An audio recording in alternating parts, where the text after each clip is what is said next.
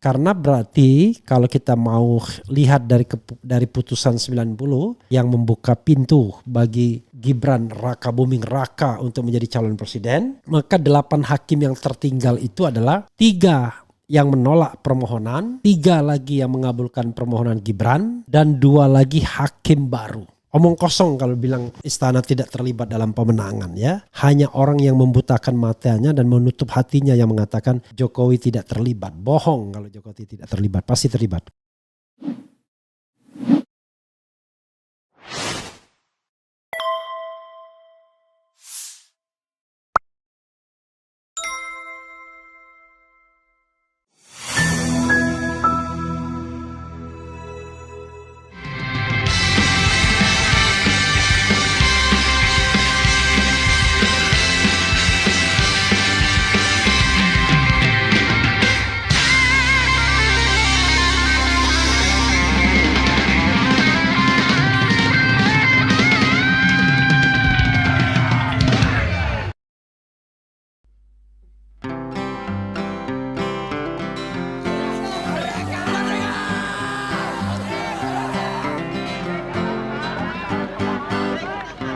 Kaulah itu langit Jakarta membara, ribuan mahasiswa tumpah ruah, melakukan aksi hingga malam dan pagi, menuntut satu kata reformasi. Ke gedung-gedung wakil-wakil mereka tak kenal lelah walau tanpa senjata, hanya berbekal mimpi tentang Indonesia yang aman, adil dan sejahtera. Tapi kini reformasi telah dikhianati, demokrasi sudah mati. Wow, di gedung-gedung korupsi makin canggih, pejabat-pejabat sudah tak ada hati. Kini tiada mimpi tentang Indonesia yang aman, adil dan sejahtera. Oligarki sudah bangkit lagi, para pencoleng mulai unjuk diri. Istana jadi pusat transaksi, penguasa sudah lupa diri. Oligarki sudah bangkit lagi, para pencoleng mulai unjuk diri. Istana jadi pusat transaksi, penguasa sudah lupa diri. Reformasi dikhianati, reformasi dikhianati, dikhianati.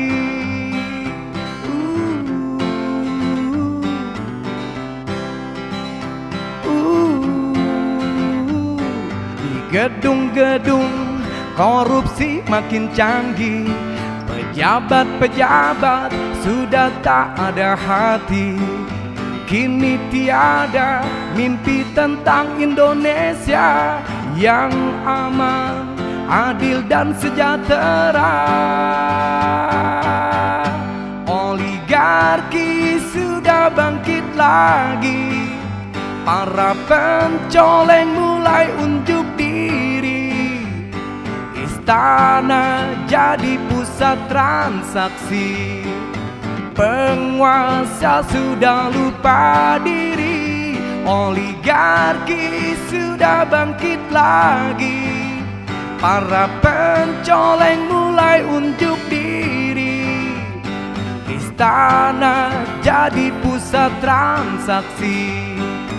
Penguasa sudah lupa diri, reformasi dihianati, reformasi dihianati, dihianati, reformasi dihianati, dihianati. Assalamualaikum warahmatullahi wabarakatuh.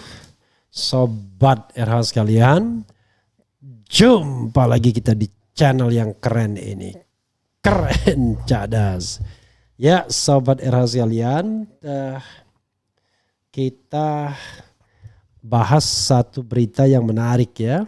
Yaitu MK pastikan Paman tidak menjadi hakim di sengketa Pilpres 2024. Nah ini berita gembira ya bagi 01 dan 03 karena dengan demikian peluang untuk menang jadi lebih besar. Karena kalau ada Paman Usman ya Paman sudah pasti akan membela keponakannya. Tidak mungkin akan bersikap objektif. Itulah sebabnya hakim dilarang menyidangkan sengketa yang dia punya kepentingan ya, punya apa istilahnya, punya konflik of interest ya. Makanya Paman tidak boleh. Karena Paman tidak boleh, maka ya tentu saja sidangnya mudah-mudahan akan jauh lebih fair ya. Sobat era sekalian, kita tahu bahwa kubu 01 dan kubu 03 sudah mengajukan permohonan ke Mahkamah Konstitusi ya,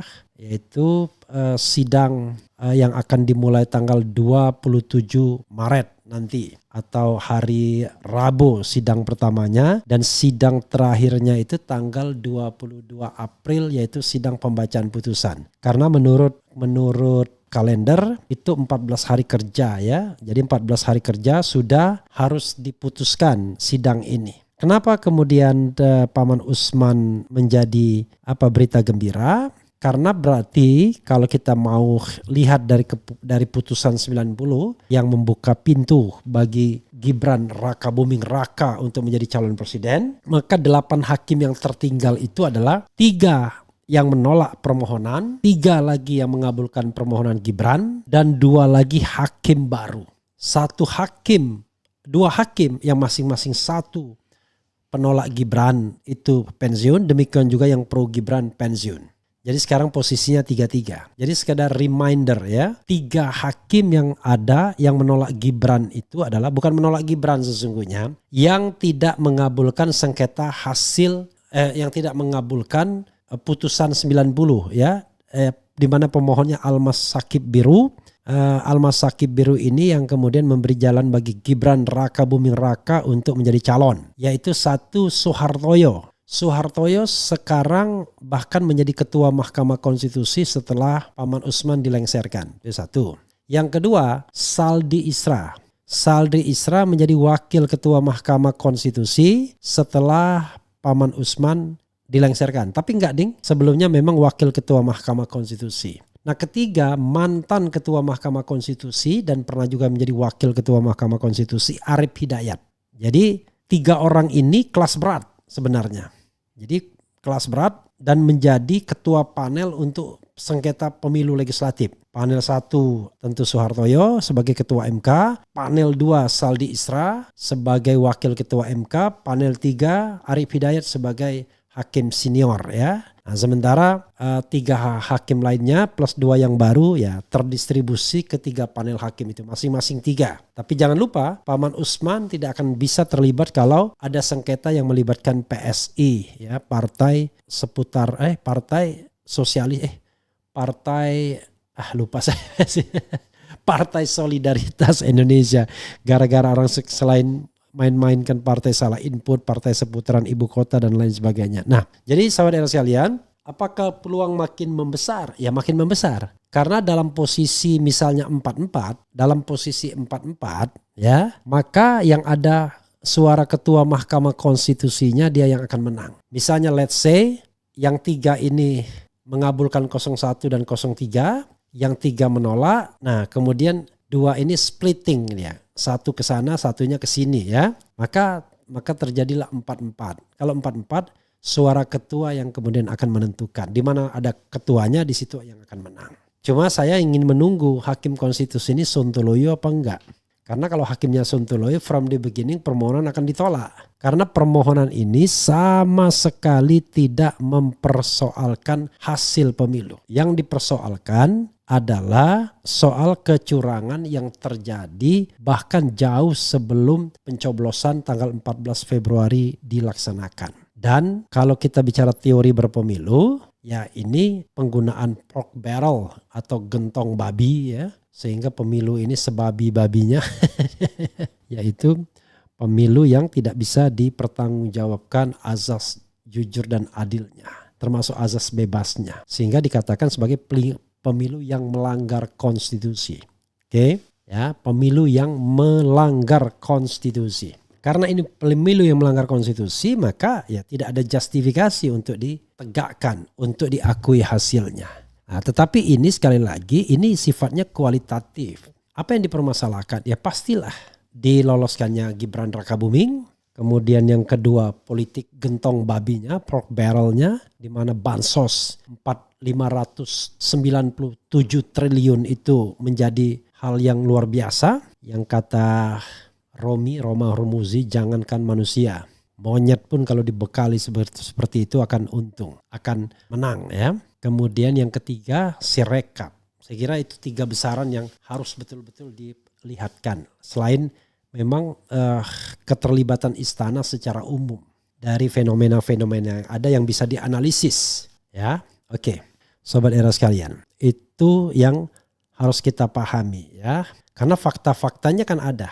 Dia mau bilang cawe-cawe, dia mau manggil kepala desa, itu kan bukti-bukti keterlibatan ya. Bukti dia kemudian memutuskan gelontoran bansos dan lain sebagainya. Jadi omong kosong kalau bilang istana tidak terlibat dalam pemenangan ya.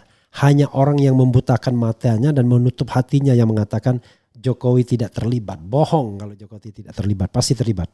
Jadi saudara sekalian, posisi 3-3 plus 2. Ya, sekarang kita lihat apakah 3 ini cukup tegar ya untuk mengatakan tidak kepada fenomena pemilu yang curang ini, dan kemudian apakah akan ada satu hakim yang berpihak kepada yang 3 ini, ataukah semua hakim akan menjadi hakim yang sontoloyo mencari kebenaran formil dan menutup mata pada kebenaran yang sama-sama sudah kita ketahui sesungguhnya.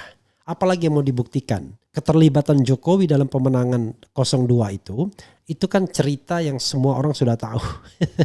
Ini ada apa itu istilah gentong babi di film Dirty Vote ya. Istilah gentong babi di film Dirty Vote menjadi sorotan, di mana film ini mengangkat cerita tentang dugaan kecurangan dalam pemilu 2024 ya.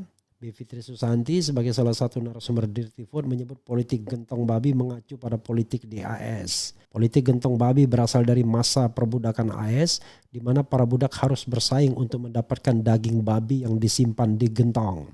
Istilah ini kemudian digunakan untuk menyebut orang-orang yang berebut kenyamanan pribadi. Di konteks di pemilu 2024 adalah misalnya melarang penggunaan fasilitas negara untuk kampanye, namun kenyataannya terdapat menteri yang gunakan fasilitas negara untuk kampanye. Juga pemberian bansos menjelang pencoblosan yang sangat politis. Jadi politik gentong babi itu adalah politik yang menggunakan resources negara untuk memenangkan pasangan calon tertentu kan. Itu ya soalnya ya. Coba kita bacakan komentar sobat era sekalian terhadap hal ini ya. Salam 2 putaran, tidak ada 2 putaran. Bu Teti, yang ada adalah mudah-mudahan pemungutan suara ulang tanpa diikuti pasangan 02. Semoga gugatan di MK paslon 01 sukses dan peluangnya maju putaran kedua. Amin ya rabbal alamin. Amin. Bosen lihat si paman bewok nongol, hahaha. Sekali lagi tidak ada putaran kedua, yang ada adalah pemungutan suara ulang itu gugatannya ya. Tanam paman panen gugatan. Penguasa bukan lupa diri tapi sudah mati rasa ya. Di atas kertas 01 kalah tapi di atas keyakinan 01 juara insya Allah. Penipu bohong, nggak pakai Usman, ya tetap bohong. Semua itu sudah terkontaminasi. Ya saya juga tidak percaya amat. Mereka berani tetapi paling tidak ada peluang lah ya, mudah-mudahan ada keberanian. Tapi keberanian itu harus dengan massa juga ya. Tolong hakim MK dijaga terhadap intervensi dan ancaman baik langsung maupun tidak langsung. Amerika mendapat julukan negeri Paman Sam, jangan sampai Indonesia mendapat julukan negara Paman Usman. Rontokkan dan runtuhkan sampai longsor semua politik dinasti Jokowi. Ya. Jalan ke Banyuwangi bersama teman, makan di warung tanpa halaman. Negeri ini negeri para paman, salah satunya Paman Usman. Paman bikin rusak demokrasi. Hakim Sontoloyo tempatnya di neraka jahanam. Walau sang paman tidak ikut mengadili sengketa pilpres, tapi barang haramnya sudah dipakai ikut pilpres. Jangan percaya kaki tangan Usman banyak. Saya tidak menyuruh Anda percaya ya. Saya menyuruh Anda berpikir dan Anda mendesak. Anda bersuara ya. Karena kalau cuma percaya-percaya saja tanpa desakan, waduh. Yang namanya gini. Yang paling gampang adalah menghindar. Menghindar itu adalah menolak permohonan. Nah, kalau menolak permohonan itu paling gampang. Karena tidak akan memunculkan konsekuensi apa-apa. Dan Anda barangkali akan mendapatkan kenyamanan lebih kalau kemudian menolak permohonan. Karena karakteristik dari penguasa yang menang dengan cara curang adalah dia akan memberikan segalanya, insentif kepada siapapun yang mendukung kecurangan tersebut. Jangan terlalu berharap di MK. Jokowi akan habis-habisan di MK. Begitu ya. Nasdem kok kasih ucapan selamat ke Bowo, nggak menghargai relawan. Ada yang nulis, ya saya nggak peduli. Kalau Nasdem merapat, saya relawan.